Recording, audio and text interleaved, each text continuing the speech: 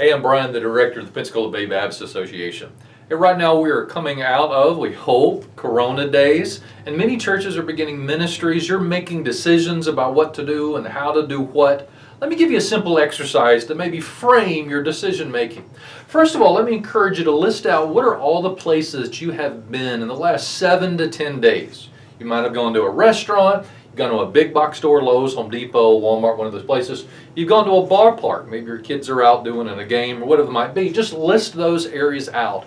And then for each of those items, draw a corresponding box. And so, for instance, for this right here, you went to a restaurant. You name whatever restaurant it might be. Well, if you ate inside, then how about this? That was an event that you were inside, and so there's our I right there for inside.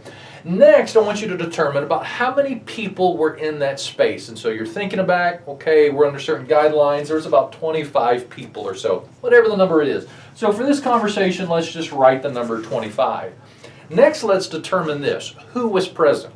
For whatever the event might be. Was it family? Was it family and friends? Or was it a public space?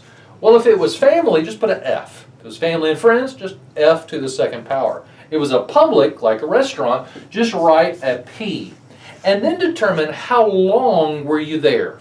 30 minutes, 45 minutes, an hour.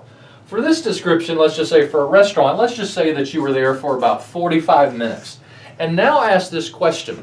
Was there social distancing protocols? 6 feet apart, every other table, so much capacity? Think through that. If no, write a SD minus. But if there were protocols, just say, oh yeah, there was social distancing plus.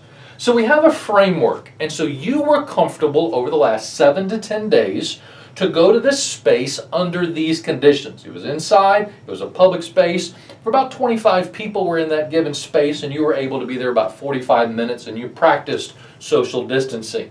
You were comfortable, agree, when you came here. Now let's decide this for a moment.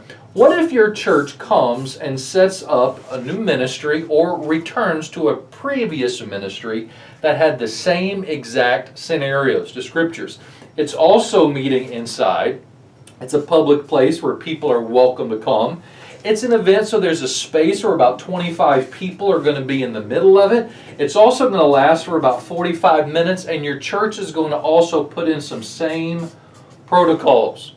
Now, this was a restaurant, but under the same conditions, let's just call this small groups. Might be Sunday school, whatever term that your church has. Now, I ask you to consider this.